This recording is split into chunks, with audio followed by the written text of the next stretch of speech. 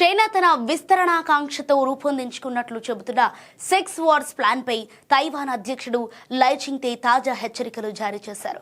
ఒకవేళ చైనా తైవాన్ను ఆక్రమిస్తే అది అక్కడితో ఆగదని హెచ్చరించారు.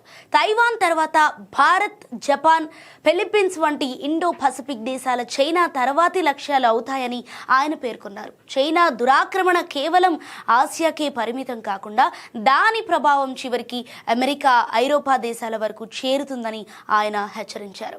ఇక చైనా ముప్పును తిప్పుకొట్టేందుకు తైవాన్ తన ఆత్మరక్షణను బలోపేతం చేసుకోవాలని, ఇందుకోసం సుమారు $40 బిలియన్ అదనపు రక్షణ బడ్జెట్ను పార్లమెంటు ఆమోదిస్తుందని ఆయన ధీమా వ్యక్తం చేశారు.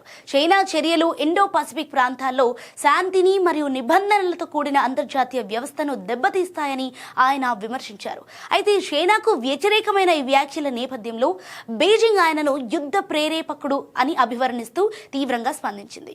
ఇక చైనా 6 వార్స్ ప్లాన్ పై తాజాగా తైవాన్ ప్రధాని ప్రణాళిక అనేది 2013లో హాంకాంగ్ ప్రతీక వెన్వీపోలో ప్రచురితమైన ఒక వ్యూహాత్మక వ్యాసంపై ఆధారపడింది.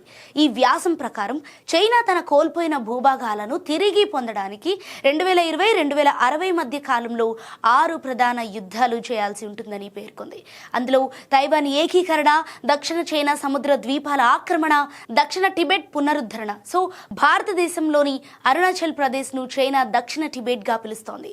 ఈ ప్రాంతాన్ని స్వాధీనం చేసుకోవడానికి భారత్తో యుద్ధం చేయాలని ఈ వ్యూహం చెబుతోంది. అలాగే సెన్నాకు అండ్ రూక్యూ ఐలాండ్ స్వాధీనం, ఔటర్ మంగోలియా ఏకీకరణ, రష్యా నుండి భూభాగాల స్వాధీనం కోసం చైనా మరో 35 ఏళ్లలో ఈ యుద్ధాలు చేయనుంది. అయితే ఇది చైనా ప్రభుత్వ అధికారిక ప్రకటన కాదు, కానీ ఆ దేశంలోని జాతీయవాద ధోరణులను ప్రతిబింబించే ఒక కథనం మాత్రమేనని రక్షణ రంగ నిపుణులు విశ్లేషిస్తున్నారు.